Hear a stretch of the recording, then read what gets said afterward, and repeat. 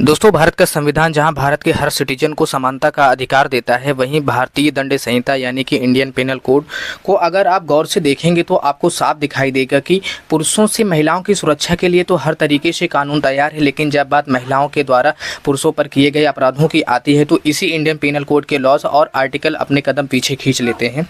जिसपे अगर domestic violence का एग्जाम्पल ले तो ऐसा माना जाता है कि डोमेस्टिक वायलेंस के 100 केसेस में से 40 केसेस पुरुषों के खिलाफ होते हैं, लेकिन कभी भी इस डेटा को सही नहीं ठहराया जा सकता है।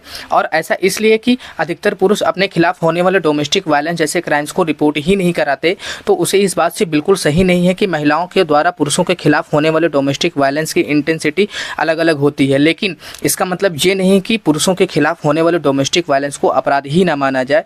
ऐसा पॉसिबल है कि बहुत से लोगों को ये बात सही न लगे कि एक मैरिज या रिलेशनशिप महिला से ज़्यादा पुरुष प्रताड़ित होते हैं, और इस बात को 2021 के एनसीआरबी के डेटा भी सपोर्ट करता है। एनसीआरबी के डेटा 2021 के अकॉर्डिंग लगभग एक साल में 1,64,033 लोगों ने पूरे देश में सुसाइड किया। लेकिन जब इन नंबरों को एडिशन किया गया तो पता चला कि सुसाइड करने वालों में करीब 81,063 लोग मैरिड मैन थे, जबकि मैरिड वुमेन की संख्या 28,680 ही थी।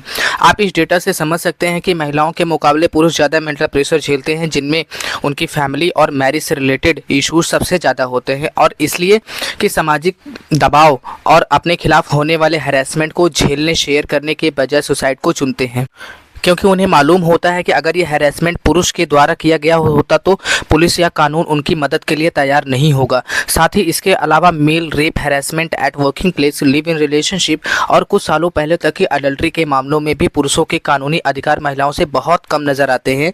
दोस्तों, इस वीडियो में हम समझेंगे कि कैसे gender based laws Indian men के लिए एक हद तक खतरनाक होते जा रहे हैं।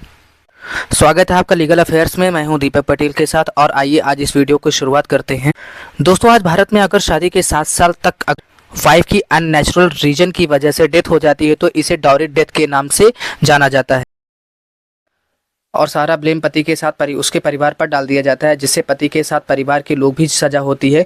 लेकिन जब एक शादीशुदा पुरुष 7 साल के भीतर सुसाइड कमिट करता है तो ना तो उसे डॉरी डेथ का नाम दिया जाता है और ना ही उसकी पत्नी को सुसाइड के लिए रिस्पॉन्सिबल माना जाता है, चाहे भले ही पुरुष सुसाइड नोट में अपनी पत्नी या इन लॉज को ब्लेम करके ही क्यों ना मारा हो।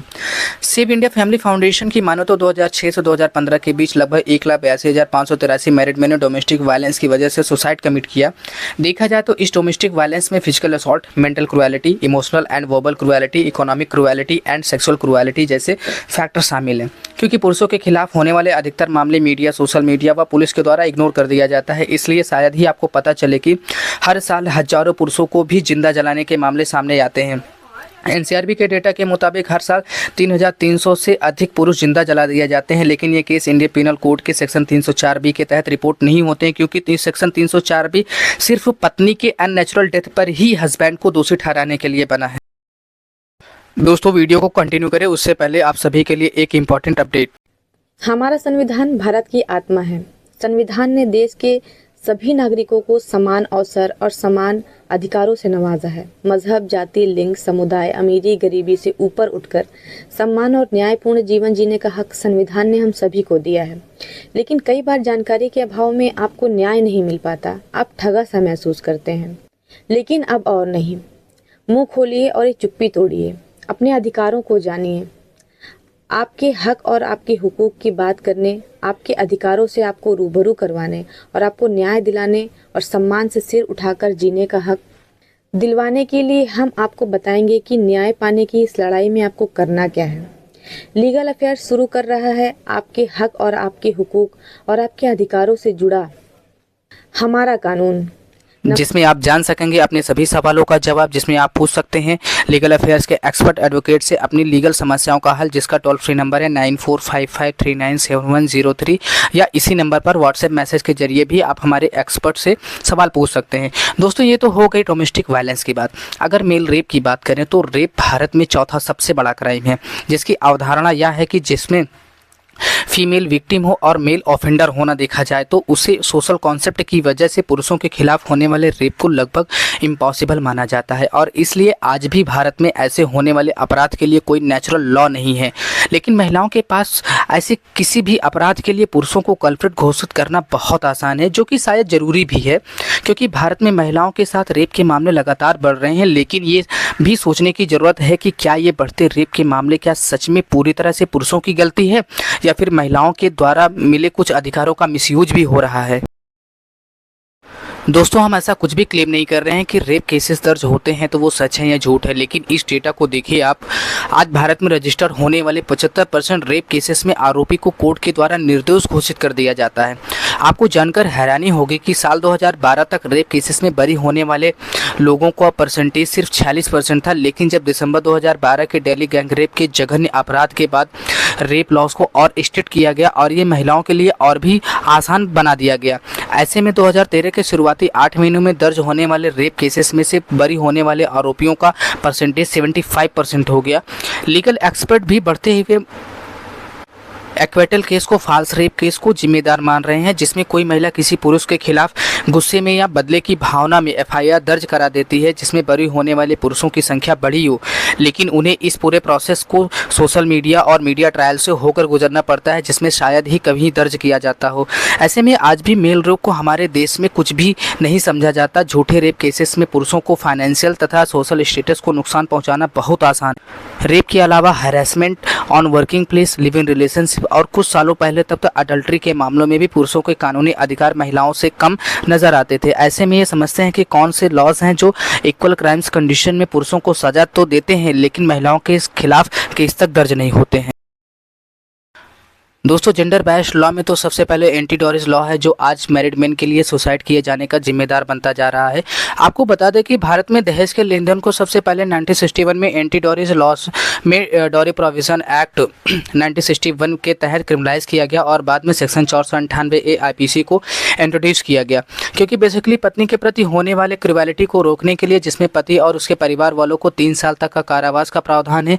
और साथ ही साथ इसे सपोर्ट करते हुए इंडियन एविडेंस एक्ट की धारा 113B और IPC के सेक्शन 304B ये कहते हैं कि शादी के 7 साल के अंदर कोई महिला सुसाइड करती है तो ये मान लिया जाएगा कि उसकी मौत के पीछे उसके पति या परिवार का हाथ हो और उसे डाउरी डेथ कंसिडर किया जाएगा। आपको जानकर हैरानी होगी कि 2014 तक IPC सेक्शन 498A के तहत सिर्फ महिला के शिकायत पर ही उसके पति और परिवार वालों के बिना किसी वारंट और इन्वेस्टिगेशन के गिरफ्तार किया जाता था। साथ ही साथ यह सेक्शन नॉन अवेलेबल भी था, यानी कि पति या परिवार को जमानत भी मुश्किल से मिलेगी।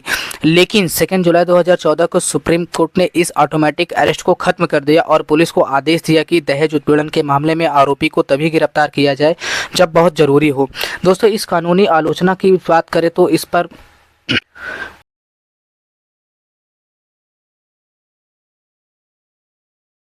दोस्तों इस कानून की आलोचना इस बात पर होती है कि कन्वेंशनल लीगल प्रोमिसेस को फॉलो नहीं करता। जैसे हमारे कानून में कहा जाता है कि कोई भी आरोपी, दोस्तों इस लॉ को क्रिटिसाइज करते हुए सेव इंडिया फैमिली फाउंडेशन के एक स्पोक पर्सन ये कहते हैं कि कानून का गलत इस्तेमाल अधिकतर लो इनकम वाले पुरुषों के साथ होता है, क्योंकि इस कानून के तहत ये मान लिया जाता है कि महिलाएं सदैव सच बोलती हैं और इसलिए इस बात पर ज़्यादा ध्यान नहीं दिया जाता है। एविडेंस क्या कह रहे हैं दोस्तों, आपको जानकर हैरानी होगी, कोलकाता हाई कोर्ट के द्वारा इस कानून को मिसयूज को लेकर लीगल टेररिज्म तक कहा जा चुका है। जहां तक इस कानून की आलोचना खुद सुप्रीम कोर्ट ने भी की है। सुप्रीम कोर्ट ने 2 जुलाई 2014 के एक केस की सुनवाई के दौरान कहा कि कानून का उपयोग गलत तरीके से कुछ महिलाएं अपने पति और ससुराल वालों के खिलाफ उनको हरास करने के लिए किया जा रहा है, जिसके बाद से तो ऐसे मामलों में गिरफ्तारी से तो कमी आई, लेकिन इसके बावजूद पुरुषों के ऊपर लगाए गए गलत आरोप जिसमें उनकी नौकरी और सोशल स्टेटस को नुकसान पहुँचाता है, उसकी भरपाई के लिए कोई भी कड़े कदम नहीं उठाए गए।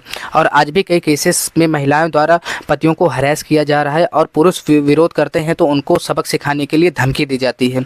इससे बचने के लिए उनके पास कुछ नहीं बचता तो सुसाइड करने को चुन लेते हैं। इस मामले में दीपिका भारद्वाज की डॉक्यूमेंट्री मार्टर्स ऑफ मैरिज उन पुरुषों को कंडीशन और उनकी खराब सिचुएशन को दिखाती है जो कि अब्यूजेस ऑफ क्रिमिनल सेक्शन 498 का एक जरूरी विजुअल डॉक्यूमेंटेशन है।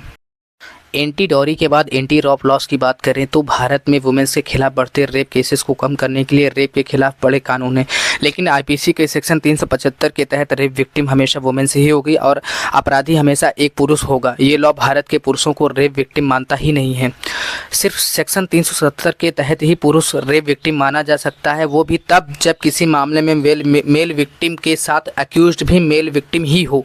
यानी कि किसी भी कंडीशन में इंडियन लॉज ये मानने को तैयार नहीं है कि कोई महिला भी किसी पुरुष का रेप कर सकती है।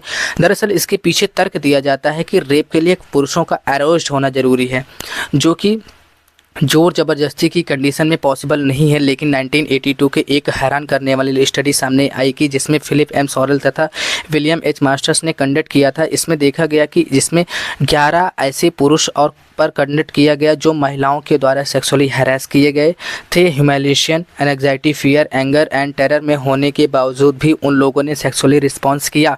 ऐसे में कंसेंसुअल रिलेशनशिप कंसीडर किया जा सकता है, लेकिन ऑथर्स ने इसे कंडक्ट किया कि एंग्जाइटी की वजह से भी लोगों में सेक्सुअल अराउजल पॉसिबल था। भारत में किए गए एक सर्वे में पाया जाता है कि 2022 इंडियन मेन में 16.1% लोगों ने कहा कि उन्हें कई बार ज़बरदस्ती सेक्स करना पड़ता है। इसके बावजूद भी मेल रेप को इंडिया में क्राइम नहीं माना जाता है। इसका ये कारण है कि फीमेल की तुलना में मेल के रेप के बारे में कम रिसर्च होना। आईपीसी की तुलना में सेक्शन 375 की जेंडर बेस्ड लॉ माना जाता है, क्योंकि इसमें महिलाओं को ही विक्टिम माना जाता है।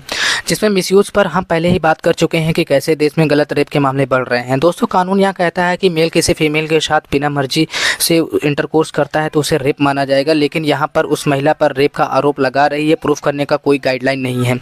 यानी यहाँ पॉसिबल है कि कोई महिला सहमति से साथ सेक्स करने के बाद भी अपने पार्टनर पर यह इल्ज़ाम लगा सकती है कि उसने महिला के साथ रेप किया है।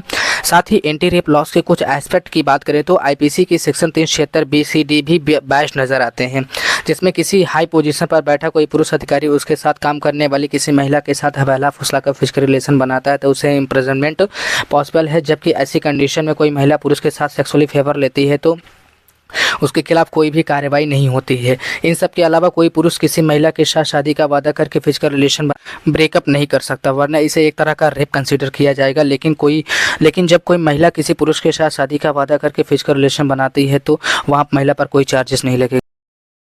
साथ ही साथ पुरुषों में एज कंसेंट को लेकर भी क्लियर नहीं करता है। यानी 16 साल की लड़की 16 साल के लड़के के साथ फिजिकल रिलेशन बनाती है तो 16 साल की लड़की के ऊपर रेप चार्जेस लगाया जा सकता है। अगर सेक्शन 354 को देखो तो ये भी महिलाओं के साथ होने वाले छेड़छाड़ और उनकी मॉडेस्टी को नुकसान पहुंचाने वाले इरादे से किए गए काम को अपराध मानने वाला कानून है। लेकिन यही महिला किसी महिला के साथ या पुरुष के साथ करती है तो उसे अपराध नहीं माना जाता है और उन्हीं कारणों से एंटी रेप लॉज का क्रिटिसिज्म होता रहता है और उसे जेंडर बायस्ड लॉ के नाम से भी जाना जाता है।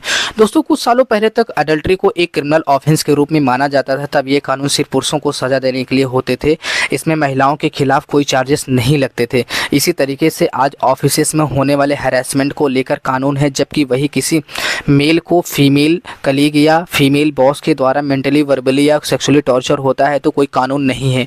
देखा जाए तो आज डाइवोर्स के बाद चाइल्ड कस्टडी पर भी कानून महिलाओं के पक्ष में खड़ा होता है, क्योंकि चाइल्ड कस्टडी तब तक पिता को नहीं मिलती है जब तक प्रूफ ना हो जाए कि मदर मेंटली डिस्टर्ब है। इसलिए आज बहुत से केसेस में महिलाओं सालों तक अपने डाइवोर्स पार्टनर से बच्चों को दूर कर देती हैं। दोस्तों, इस तरह के और भी बहुत सारे ऐसे केसेस हैं और भी वहीं दूसरी ओर मेन को भी पूरी तरह से नेगलेक्ट कर देते हैं और उन्हीं इन सब कारणों की वजह से चर्चा हो रही है कि महिला आयोग की तरह ही पुरुष आयोग भी बनाया जाए ताकि जो मुद्दे बहुत स्टीरियोटाइप के बने हुए हैं और जहां पर पुरुषों के खिलाफ होने वाले क्राइम को समाज में नेगलेक्ट कर दिया जाता है, उस पर एक बेहतर रिसर्च और जांच की जा सके। साथ ही 1990 से मेंस राइट मूवमेंट इंडिया में चल रहे हैं। देखा जाए तो ह्यूमन राइट की बात करने तथा उसके लिए काम करने वाले ऑर्गेनाइजेशन हो, सेव इंडिया फैमिली फाउंडेशन ने कुछ सालों पहले तो डोमेस्टिक वायलेंस के शिकार होने वाले पुरुषों के लिए एक ऐप भी बनाया था, जिसके जरिए ऐसे पुरुष अपनी शिकायत दर्ज करवा सकते थे जिस पर महिलाओं द्वारा पुरुष पर अत्याचार किए जा रहे थे। सेव इंडिया फैमिली फाउंडेशन के प्रमुख अमित कुमार ने बताया कि जैसे उनका हेल्पलाइन नंबर जारी हुआ, वैसे ही 50 दिनों के भीतर 16,000 से ज़्यादा कॉल आए जो बेसिकली पुरुषों पर किए जाने वाले अत्याचार थे, जिसमें जाहिर है कि बहुत से मामले फेक भी होते तो, लेकिन अगर 50% सही माने तो भी ये बहुत सीरियस इशू है। दोस्तों, संभव है कि इस बात दोस्तों संभव है कि इन सब बातों को फेमिनिस्ट आइडियोलॉजी के तहत गलत ठहरा दिया जाए। दोस्तों संभव है कि फेमिनिस्ट आइडियोलॉजी के तहत इन बातों को गलत ठहरा दिया जाए, लेकिन हमने जितने कानून की बात की है उसमें अगर पुरुषों को एक्सक्लूड कर दें जिसमें जेंडर न्यूट्रलिटी की ज़रूरत है, वो शायद कभी हासिल ना हो पाए। इसलिए इसे एंटी फेमिनिस्ट अप्रोच से जेंडर न्यूट्रलिटी कहा जा सकता है। हमें यह बात भी समझ लेना चाहिए कि इन सभी कानूनों की आलोचना करने का मतलब ये नहीं कि महिलाओं को हमें यह बात भी समझ लेना चाहिए कि इन सभी कानूनों को आलोचना करने या मतलब ये नहीं है कि महिलाओं के लिए इन सभी कानूनों को खत्म कर देना चाहिए या फिर इसके लिए अंतर्गत दी जाने वाली सजा को कम कर देना चाहिए। बढ़ पा रही हैं तो उन्हें कानून के द्वारा दी जाने वाली सिक्योरिटी बड़ा रोल प्ले करती है। ऐसा इसलिए क्योंकि आज भी शहरों को छोड़कर बहुत से रूरल एरियाज़ में महिलाएं की स्थिति बहुत चिंताजनक है, यानी मिस ऑर्गेनी एंड पैट्रियार्की का बोलबाला है। ऐसे में हर पॉसिबल लॉ के जरिए महिलाओं को प्रोटेक्ट करना और उनकी भागीदारी को बढ़ाना कानून की प्रायोरिटी होनी चाहिए, लेकिन साथ ही साथ पुरुषों को भी पूरी तरीके से इग्नोर नहीं करना चाहिए। दोस्तों इस बात में कोई भी डाउट नहीं है कि भारत में महिलाएं सदियों से सफ़र करती आई हैं और आज भी वुमेन एम्पावरमेंट की दिशा में बहुत कुछ करने की ज़रूरत है, लेकिन इस बात की भी इनकार नहीं किया जा सकता है कि सोसाइटी में पावर डायनामिक्स कहीं ना कहीं चेंज हो रहा है। और इसी बदलते हुए समय में एक और जहां वुमेन एम्पावरमेंट हो रही हैं और